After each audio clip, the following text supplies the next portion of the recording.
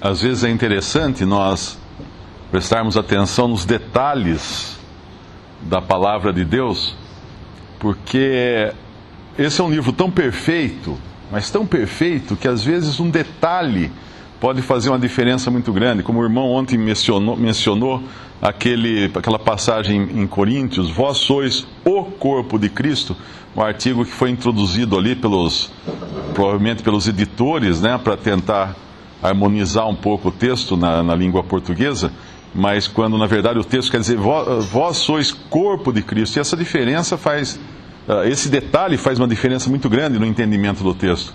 Mas tem os outros detalhes que parece que Deus coloca a sua assinatura no texto da palavra de Deus, porque eles são tão sutis e tão perfeitos na sua localização, que nós ficamos admirados quando encontramos algo assim.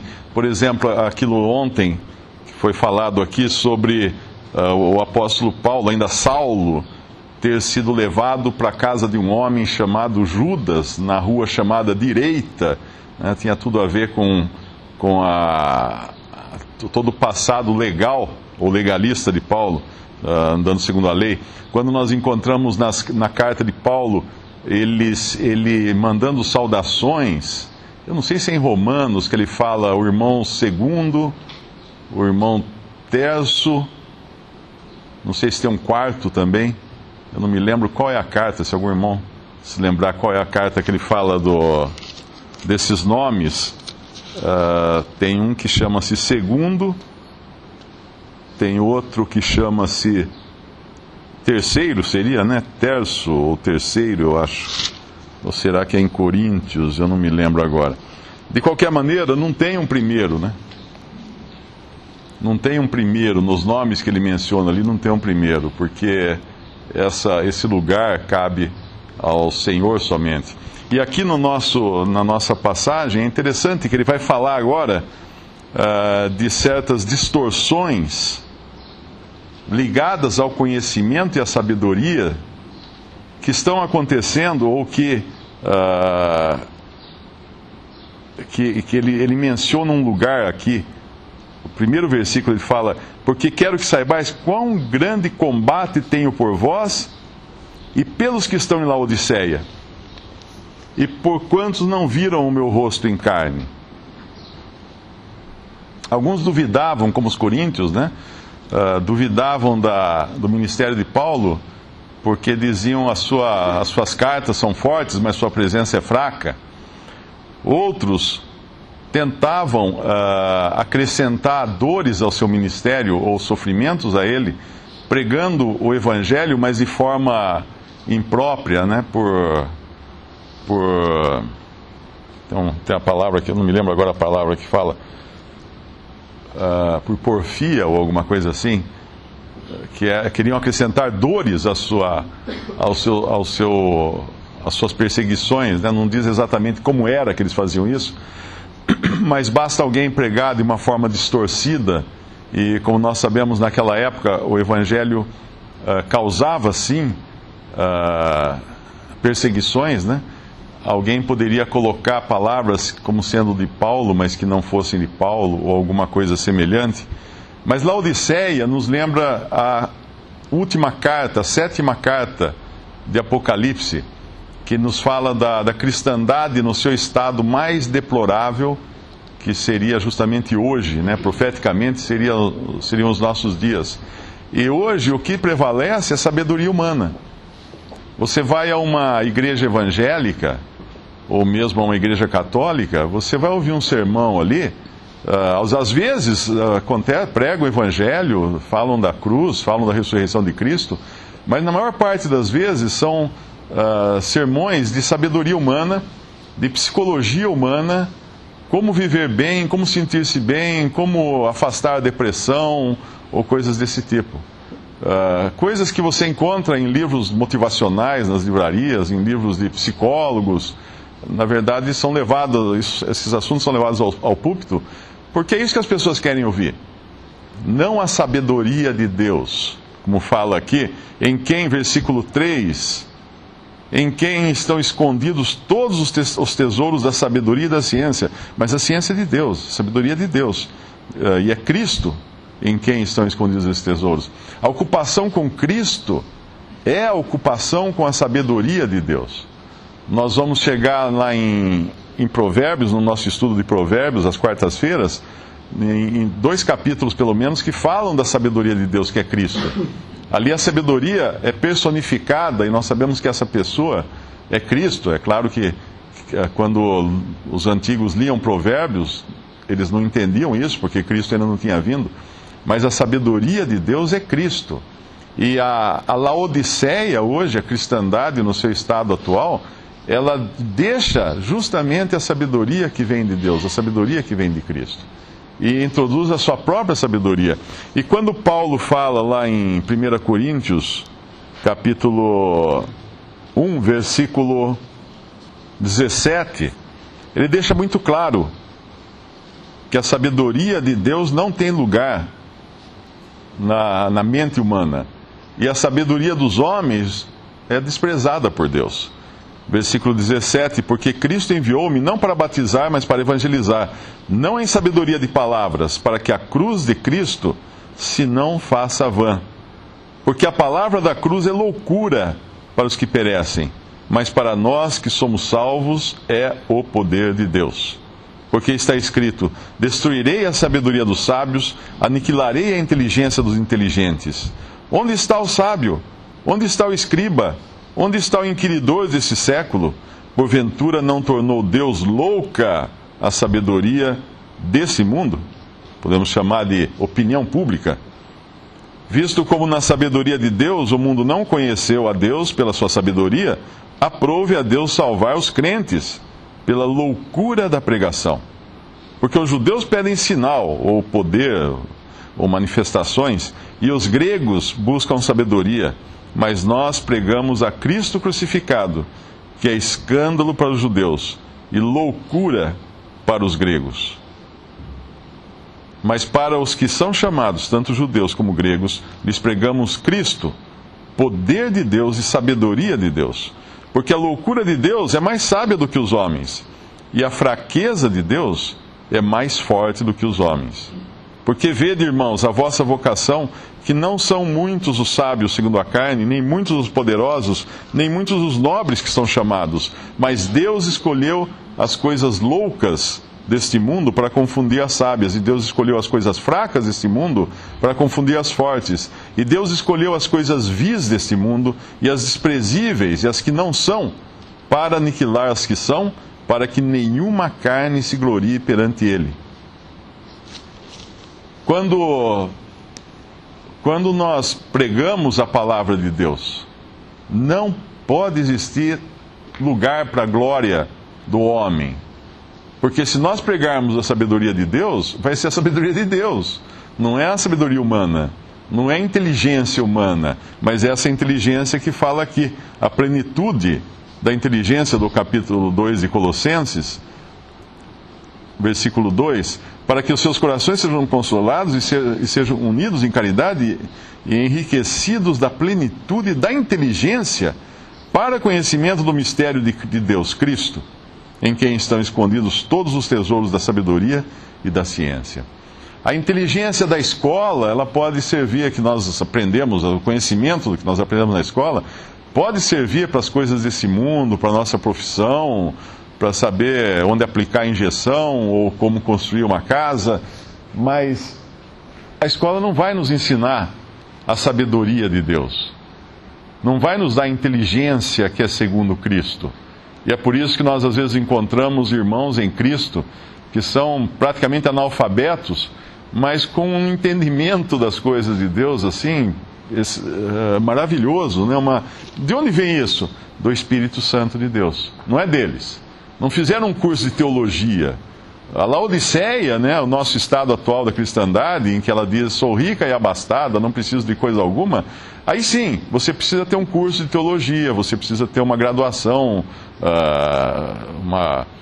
um grau, né, um título dado por homens em faculdades e universidades, uma pós-graduação em doutor em divindade, Quando eu vejo esse título, que existe realmente, né?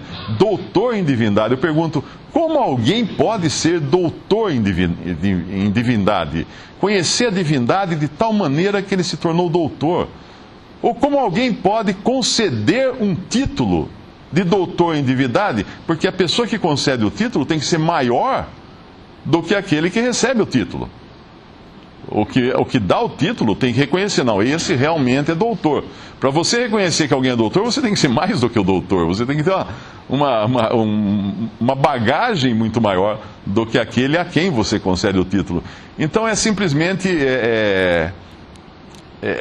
absurdo o que nós encontramos hoje na cristandade quando ela quis seguir os padrões determinados pelo mundo, da cultura desse mundo, para aplicá-la nas coisas de Deus.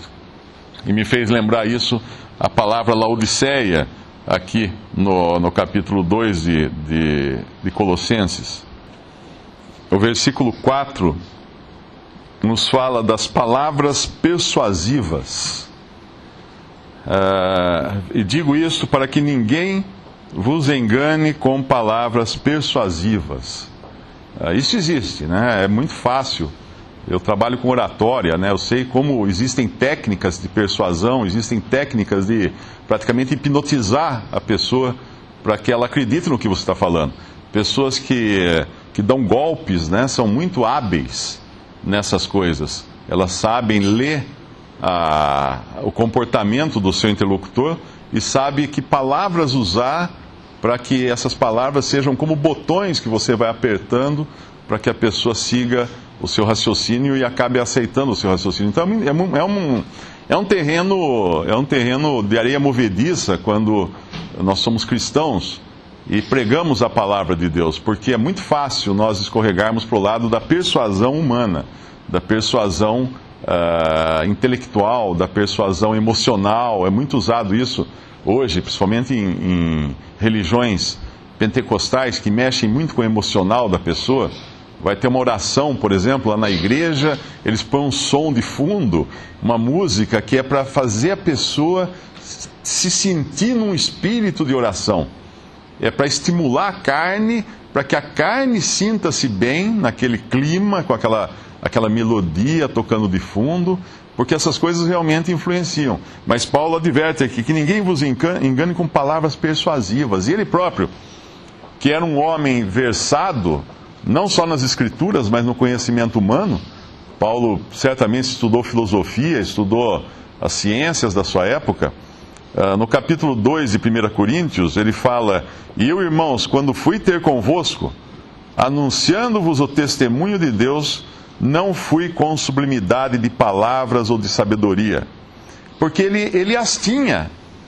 Ele tinha a sublimidade de palavra, ele tinha a sublimidade de sabedoria. Quando ele prega para um rei, para um governador, eu acho que Festo, se não me engano, o governador fala: Paulo, as muitas letras te fazem delirar. Acho que é isso que fala o versículo, né? Porque todos conheciam Paulo, todos sabiam que Paulo era um homem muito culto na sua sociedade. O discípulo de Gamaliel era um homem que estudou muito. Mas ele fala, no versículo 2 do capítulo 2 de 1 Coríntios: Porque nada me propus saber entre vós, senão a Jesus Cristo e este crucificado. Esse é o tema da pregação. Esse é o tema do que o cristão fala: Jesus Cristo e este crucificado. E o evangelho completo inclui: ressuscitou ao terceiro dia para nossa justificação.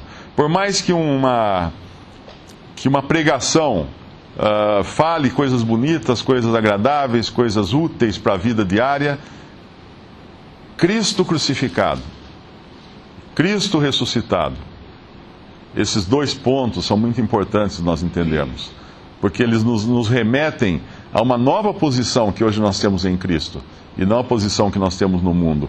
E Paulo fala não só do tema, né, que ele levava a eles, Cristo e esse crucificado, mas no versículo 3 ele fala da maneira como ele se comportava perante os irmãos, quando ele levava a palavra.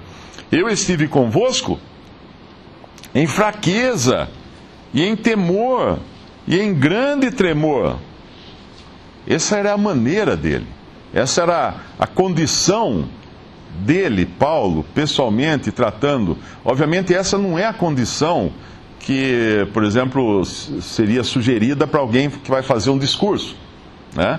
Uma pessoa vai fazer um discurso, ou vai fazer no palanque lá, um político, né? Vai apresentar suas propostas. Ele não vai poder ir em fraqueza, em temor, em grande tremor, porque senão não vai ser eleito, né? Se ele falar assim, olha, gente, eu acho que eu vou fazer um bom governo, mas eu não tenho muita certeza, ele não vai conseguir, ele não vai ser eleito. Mas nas coisas de Deus, a condição da pessoa que fala, ela deve ter no seu coração que, primeiro, Cristo crucificado nos lembra sempre de morte. O nosso eu, o nosso ego foi morto lá na cruz. Foi morto, nós morremos em Cristo lá na cruz. Então não tenho nada para apresentar de mim que seja válido aos olhos de Deus. Porque tudo que eu tinha ficou lá na cruz, pregado lá. Então em fraqueza, em temor, em grande tremor, e aí ele vai falar da palavra. A minha palavra e a minha pregação não consistiu em palavras persuasivas de sabedoria humana, mas em demonstração de espírito e de poder.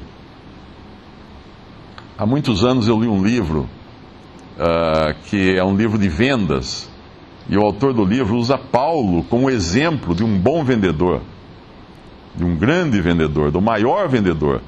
E era patético nós vermos uma pessoa usando Paulo como se fosse um vendedor, como se ele estivesse vendendo o Evangelho, como se ele estivesse seduzindo as pessoas com o seu discurso de vendas.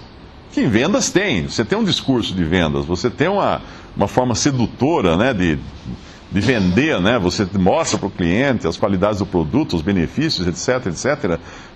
Mas evangelho é outra história. Para começar, uma boa pregação do evangelho não vai agradar ninguém. Não vai agradar o incrédulo. Por quê? Porque não vai falar o que ele quer ouvir. Vai falar que ele é pecador, perdido, vai para o lago de fogo se ele não crê em Jesus. Quem gosta de ouvir uma coisa dessa? Vai falar que ele está morto nos seus delitos e pecados. Quem gosta disso? Ninguém. Para a carne não tem lugar. Quando você vai a um lugar, uma igreja, alguma coisa, está cheio de gente, presta atenção no que a pessoa está falando. Essa semana um irmão postou no Facebook um vídeo de uma pastora, né, entre aspas aqui. E aí eu falei para ele, irmão, você não conhece essa pessoa, eu não aconselho. Ele tirou, né? Eu não aconselho, porque ela tem essa má doutrina, ela fatura 100 milhões de dólares por ano nos Estados Unidos, com as suas pregações, CDs, DVDs e tudo mais. Ela tem mais essa má doutrina, ela fala isso. Ela fala que ela deixou de ser pecadora depois que se converteu. Ela fala que quando ela está pregando, tem um anjo que sussurra no ouvido dela o que ela deve fazer. Você não pode seguir uma pessoa dessa, porque ela fala coisas agradáveis, porque ela fala o que todo mundo quer ouvir. Agora, o evangelho puro, Cristo crucificado, não. Eu estive convosco em fraqueza, em temor, em grande temor. Versículo 4, minha palavra e minha pregação não consistiu em palavras persuasivas de sabedoria humana, mas em demonstração de espírito e de poder, para que a vossa fé não se apoiasse em sabedoria dos homens, mas no poder de Deus. É comum nós vermos grandes religiões cristãs, principalmente no meio evangélico, que são lideradas por homens muito convincentes, muito persuasivos, e quando esse homem morre, acaba ou fica metade dos membros. Eu me lembro conversando com um irmão de uma denominação evangélica, que tinha lá uma pastora muito convincente, né, muito querida dos membros daquela igreja. E eu comentei para ele uma vez sobre isso, falei assim, mas será que as pessoas não vão lá só para ouvir ela, para ouvir essa pastora, né? Ele falou assim, Mário, nesse ponto você tem razão, porque quando ela não vai, quando ela viaja, não vai quase ninguém no culto. Então, na verdade, as pessoas não buscavam o poder de Deus, buscavam a persuasão humana, que é o que fala no versículo 4 de Colossenses 2, ninguém vos engane com palavras persuasivas. No versículo 8 ele fala, tende cuidado para que ninguém vos faça presa sua por meio de filosofias e vãs sutilezas, segundo a tradição dos homens, segundo os rudimentos do mundo, e não segundo Cristo. Versículo 18, Ninguém vos domine a seu bel prazer com pretexto de humildade e culto dos anjos, metendo-se em coisas que não viu, estando debalde inchado na sua carnal compreensão. O homem, com suas filosofias e sutilezas, ele tenta ganhar, através de sua persuasão, as pessoas. Cristo nos ganha não nos persuadindo, mas levando em seu corpo o juízo que nós merecíamos, nos substituindo e agora dizendo: olha, o caminho para chegar até Deus é esse. Não é você melhorar, não é você fazer isso ou aquilo, essas filosofias que nós vemos no mundo, né? E há muito tempo. E é interessante que hoje, se não a totalidade, a maioria dos pregadores evangélicos que se veem, eles são treinados para vender o evangelho, para conseguir convencer as pessoas através de filosofias e vãs sutilezas. E isso nós vemos nos últimos versículos desse capítulo. Versículo 20, 21, 22 e 23. Para a gente entender esses versículos, tem que botar alguns parênteses aqui para entender. Versículo 20. Se, pois, estáis mortos com Cristo quanto aos rudimentos do mundo, por que vos carregam ainda de ordenanças como se vivesseis no mundo? Tais como: não toques, não proves, não manuseis.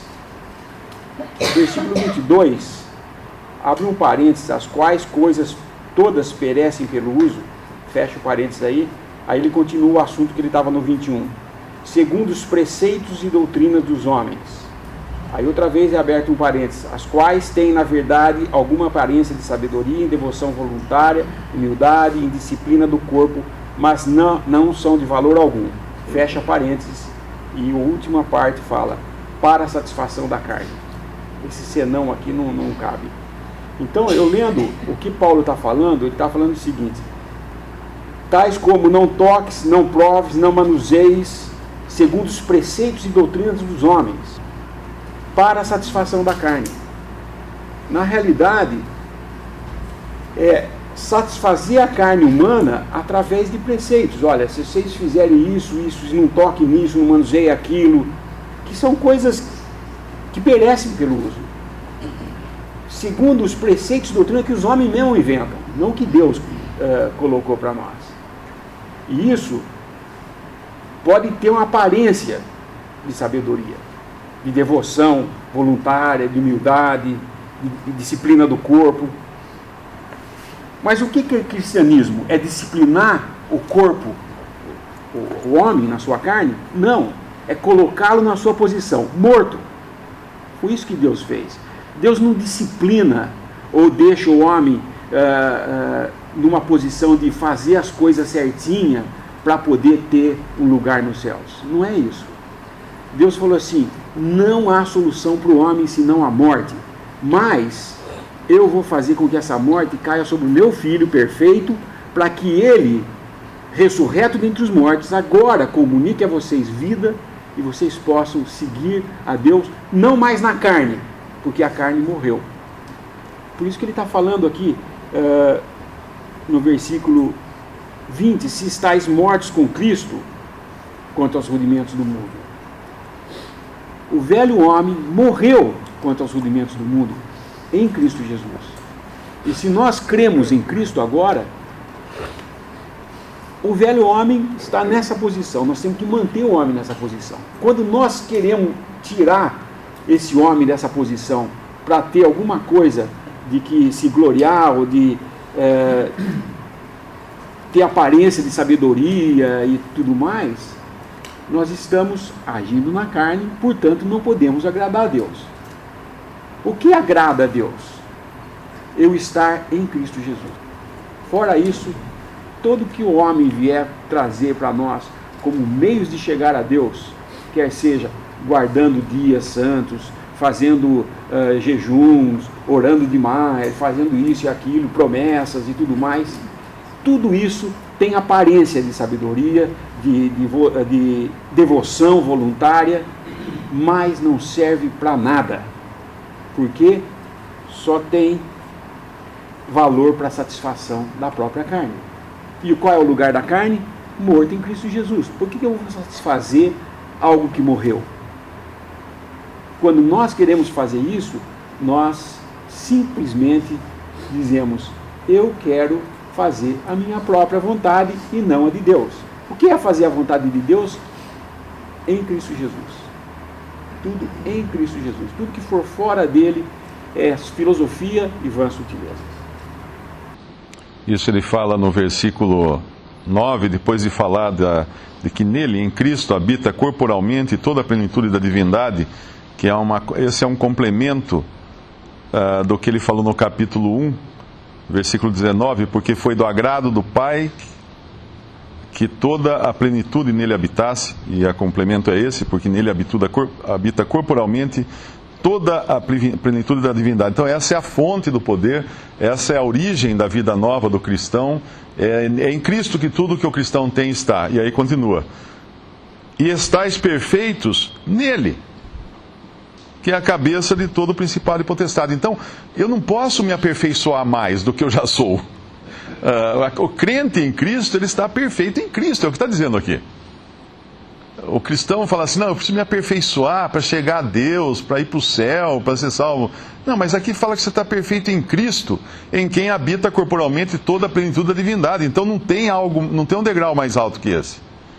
Estamos perfeitos em Cristo. No versículo 11, daí fala da condição da nossa carne, no qual também estáis circuncidados com a circuncisão, que não é feita por mão, no despojo do corpo da carne, ou seja, no jogar fora a carne, mas é feita pela circuncisão de Cristo. E quando fala de sepultamento aqui no versículo 12, sepultados com ele no batismo, nele também ressuscitaste pela fé no poder de Deus que o ressuscitou dos mortos. Essa é a posição nova que o cristão hoje ocupa. Tem uma passagem que fala, revestir, Efésios, podemos abrir lá em Efésios, capítulo 4, versículo 21. Versículo 20. Versículo 19, desculpe. Os quais, havendo perdido todos os sentimentos, se entregaram à dissolução, para com avidez cometerem toda a impureza. Mas vós não aprendestes assim a Cristo.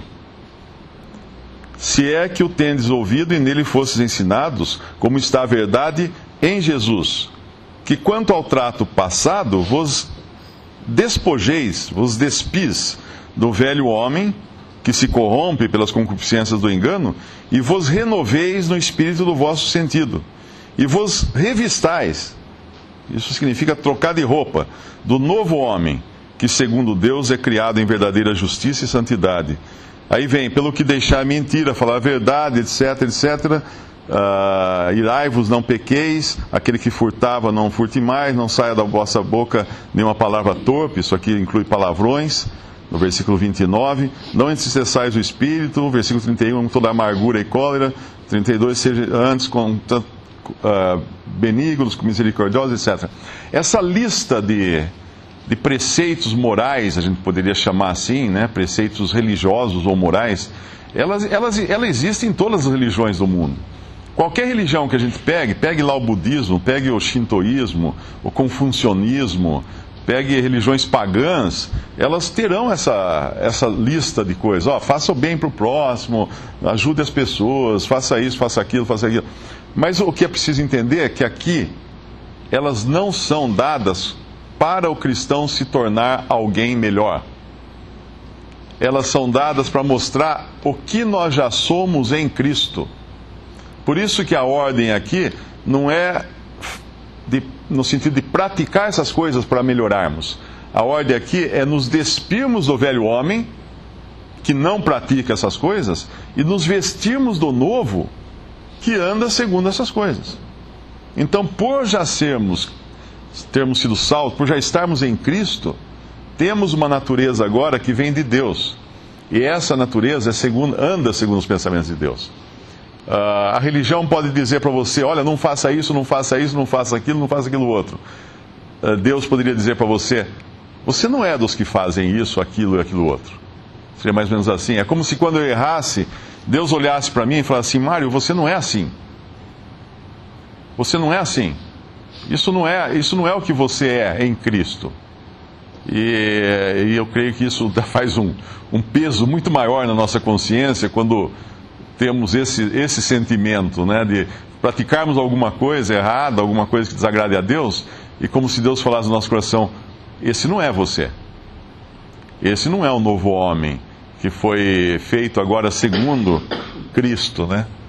E aí que entra a dificuldade que as pessoas têm para viver a fé cristã. Elas buscam então seguir homens que falam, ó, faz assim, faz assim, faz assim, faz assim, com palavras persuasivas, porque é muito mais fácil. Fala assim, então me dá a lista, qual é a lista? A lista é essa, tá bom. Então eu vou checando na lista, ó, cumpri, minha lista tá certo, então o resto não estava na lista, então estou liberado para o resto. Por isso que as religiões se enchem de pessoas, porque as próprias pessoas querem se sujeitar a homens, querem ser dirigidas por homens, querem ir atrás de visões. No versículo do nosso capítulo 2 de Colossenses, ninguém vos domine, versículo 18, ninguém vos domine a seu bel prazer, com pretexto de humildade e culto dos anjos, metendo-se em coisas que não viu. Essa coisas que não viu, em outras traduções fala, metendo-se em visões, que é o que mais tem hoje no meio pentecostal. Ah, fulano teve uma visão, vamos seguir a visão. Você não acredita nessa visão? Todo dia chega e-mail, Mário, você não acredita na visão que teve esse pastor? Como eu acredito? É isso aqui que está dizendo, para eu não acreditar. Está dizendo aqui para não ir atrás dessas pessoas que dominam os outros a seu bel prazer, baseado nas suas próprias visões, nas suas próprias ilusões, seus próprios sonhos, nas suas próprias palavras persuasivas. E é bendito, né? Um privilégio quando nós podemos escapar de todas essas coisas. Graças a Deus por isso. E estarmos fora de tudo isso. E termos, para nos dirigir, não um homem lá na frente falando o que deve fazer, não, mas o Espírito Santo nos dizendo, segundo a sua palavra. Termos a salvação, não por tentarmos melhorar a carne. Você precisa fazer isso para ser uma pessoa melhor. Não, mas porque Deus nos fez uma nova criatura, uma nova criação agora em Cristo. E agora as consequências devem ser, quando eu estou revestido de Cristo, né, dessa nova vida que eu tenho, as consequências são andar em novidade de vida e praticar as obras que Deus preparou de antemão para que andássemos nelas.